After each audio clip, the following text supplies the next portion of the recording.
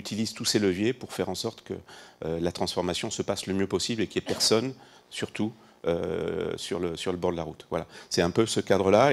Et donc l'apprenance, pour moi, est quelque chose de fondamental. Parce que la transformation ne se fera pas d'un seul bloc. Les outils aussi, parce qu'en fait, tous les jours, on est face à notre ordinateur.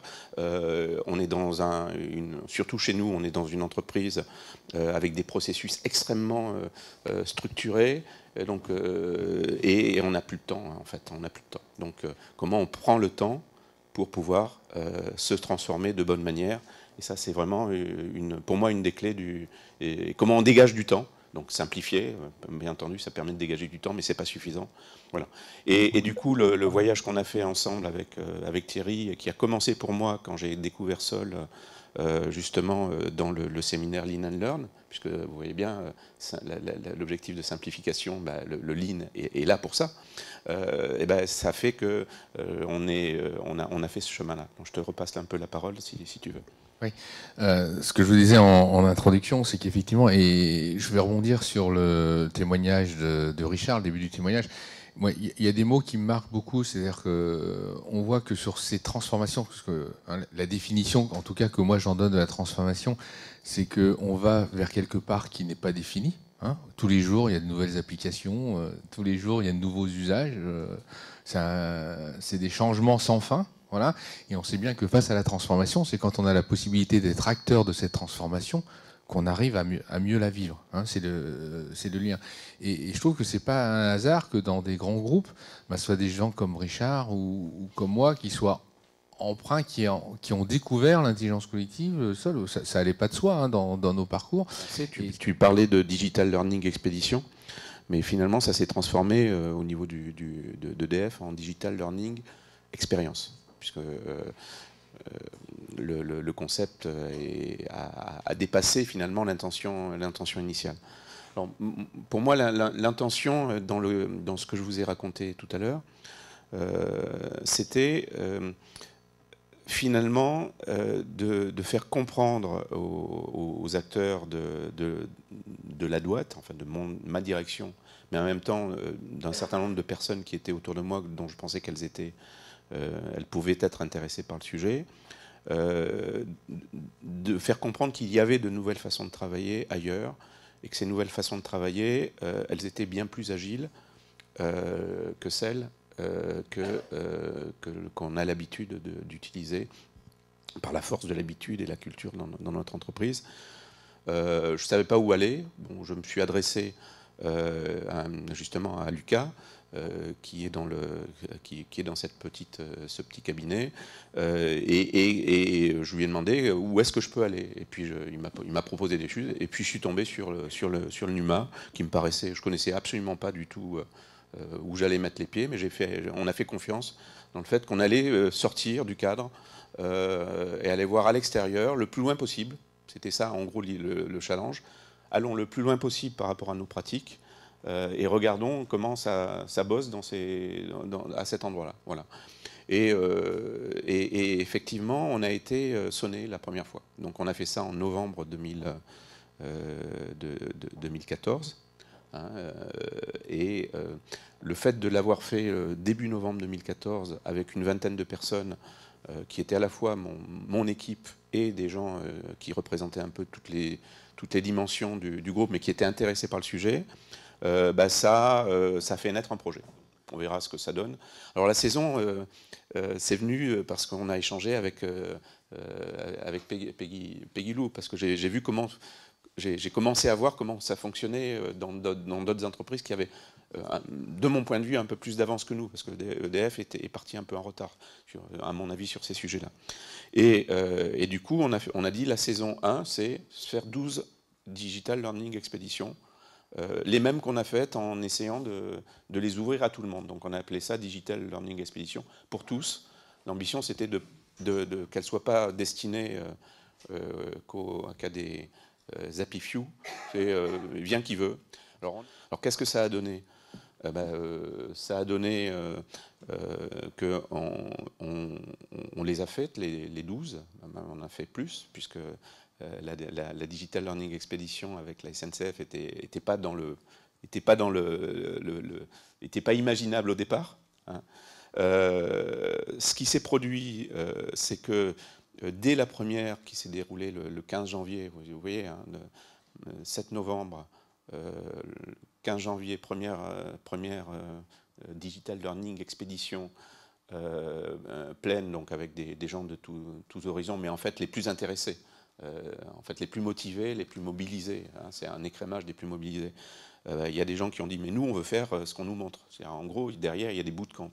Un bootcamp c'est quoi? C'est une semaine de boulot intensif, très intense, où une équipe de projet ou plusieurs équipes de projet vont progresser avec des méthodes nouvelles, design thinking, business canvas model, voilà, tous des trucs qu'on n'imaginait même pas connaître, des mots abscons au départ, et vont partir d'un point A, redéfinir une problématique, se coller vraiment aux besoins du client, et voir si ça avance bien, construire une forme de prototype de ce qu'il... Si c'est une appli, bah, ça sera un prototype d'appli. Si c'est autre chose, si c'est un service, ça sera les conditions de création du service.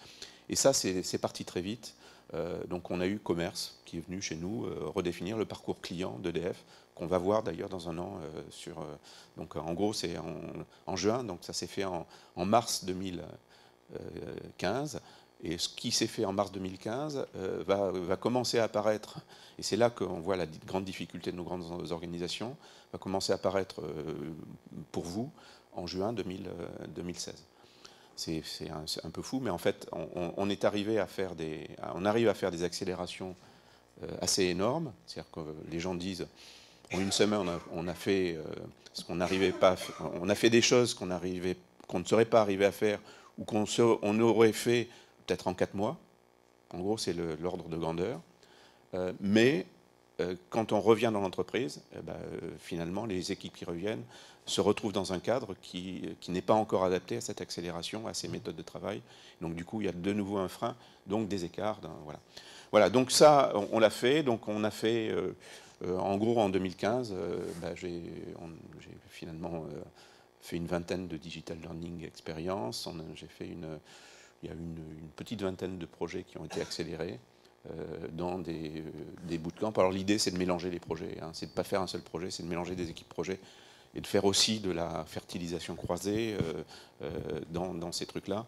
Et donc ça, c'est ce qu'a produit cette première Digital Learning Expédition de novembre 2014, avec un processus finalement apprenant, mais avec beaucoup de communication du type des petites vidéos, des films qu'on a disséminés doucement dans notre réseau social interne. Voilà. Le petit film que nous a fait Philippe, là, de teaser, finalement, vous n'avez vu aucun ordinateur, hein, on n'a vu aucune application digitale. Voilà. Et c'est ça, vraiment, la révélation. Hein, c'est que quand on dit être digital, c'est la posture qui va avec. Essai, erreur, expérimentation. C'est-à-dire que grâce au digital, grâce aux applications, grâce aux imprimantes 3D, grâce à la technologie, grâce au numérique, on peut aller beaucoup plus vite, beaucoup plus loin. Mais encore faut-il en avoir l'esprit. Quand on est dans des grandes entreprises, avec des process, avec tout un tas d'éléments, comment on fait bouger nos propres dirigeants sur la façon d'appréhender des projets. Voilà, c'est ça qui est intéressant. Et c'est ça où je me suis dit, finalement, il y a plus de liens entre digital et apprenance qu'entre digital et numérique. C'est-à-dire que pour moi, le numérique, c'est l'étage outil qui va aider des groupes à réfléchir, à avancer, etc. Voilà. Donc là, on a... Pardon. Juste, je voudrais compléter, parce que je n'ai pas parlé des afterwork. En fait, c'est venu en chemin, là aussi, hein, c'est chemin faisant, si j'ose dire. On voulait faire nos 12 Dilex, et en même temps, on s'est dit, mais comment est-ce qu'on fait partager ça à ceux qui ont fait ces Dilex, et on s'est mis à créer des afterwork. Et les afterwork, c'est en fait une promo, une cohorte, on va dire, de gens qui ont été soit sensibilisés via les Dilex, soit les bootcamps. Dès que j'en ai à peu près 150, je les invite à partager des retours d'expérience, faire pitcher des startups sur des thèmes bien précis lors d'une soirée. Et en fait, ça marche. C'est ça aussi qui crée la dynamique de groupe. En fait, on essaye. Moi, ce que j'ai appris, c'est qu'il faut répéter, il faut donner des occasions aux gens de s'engager et de venir partager. Et les gens viennent. Et surtout mélanger. Hein, c'est casser les silos, en fait, hein, d'une certaine manière. Et ce genre de dispositif, parce que c'est pas un processus, hein, attention, c'est plus un... Voilà, on peut rentrer par partout, hein, d'une certaine manière. On n'est pas obligé d'avoir fait, en gros, une Dilex pour faire un bootcamp. Hein, voilà, c'est en gros. Mais en même temps, ça, je le reproduis. C'est-à-dire que je le reproduis dans le temps. Voilà, j'essaye de faire en sorte que... Mais ce qui est important, effectivement, c'est qu'on voit bien que dans ces réseaux, et même c'est des réseaux digitaux, ce qui est important, c'est comme dans les réseaux apprenants, hein, c'est d'être en intermétier, d'être avec des gens qui ont envie, de cranter les victoires, d'avoir des rites. Hein, c'est tout ça qu'on retrouve. C'est tout ça qu'on retrouve. Oui, je pense. Donc Richard, je te propose, c'est de passer au deuxième slide. Ah oui, le deuxième que j'ai découvert en chemin, parce qu'en fait, peut-être j'aurais pas été attentif à ce slide, qui pour moi alors il est un peu... J'ai fait un zoom sur un graphique que j'ai trouvé dans la publication de Fudirib de décembre 2015, où il y a un article très détaillé sur la question le lien entre le numérique finalement et le digital. C'est là que je trouve que c'est très explicite. C'est une étude de rentabilité de 391 entreprises dans le monde, faite par Capgemini et MIT Sloan Review. Alors je ne suis pas allé regarder, je n'ai pas eu le temps de regarder le détail de cette étude, mais il faudra l'approfondir. En gros, vous avez le niveau d'investissement des 391 entreprises, c'est tous les points dans le numérique. Et le big data, enfin tout ce qui concerne les technos numériques, enfin tout les objets connectés, on peut imaginer, enfin voilà, on va dire le numérique, c'est un truc énorme par rapport aux entreprises, c'est des milliards d'euros et de dollars. Donc c'est des marchés qui sont évalués régulièrement et qui croissent. Et en bas, c'est le degré d'adaptation de l'organisation et de la vision de ces entreprises, comment elles investissent finalement dans l'organisation et dans l'humain. Et en fait, on voit dans cette étude qu'une entreprise, par rapport à la moyenne finalement, au centre de ce nuage de pointes, donc de ce nuage d'entreprises, que les entreprises qui investissent à la fois beaucoup dans le numérique et beaucoup dans l'organisation, la vision et l'humain, sont 26% plus rentables que celles finalement qui investissent le moins. Enfin 26%, il y a un écart. Celles qui investissent le moins sont moins 24% dans les deux. Et ce qu'on voit, c'est en fait un écart énorme. Ce qui fait la différence, si je devais résumer, entre des entreprises qui investissent beaucoup dans le numérique, c'est finalement l'investissement qu'elles font dans l'humain à côté, donc dans tout ce ce dont on est en train de parler. Et certes, on ne peut pas le mesurer véritablement avant de l'avoir fait, mais en gros, cette étude montre, par cette analyse qui me semble assez pertinente, qu'on n'a pas le choix, en fait. Hein. Et on le sent bien. On le sent bien que si, en parallèle de l'investissement dans le numérique, on ne se débrouille pas pour créer, finalement, les Dilex, c'est un investissement, hein, pour culturellement se mettre en situation de s'approprier les usages. Et on voit bien que dans ce genre de choses, on voit apparaître du sens.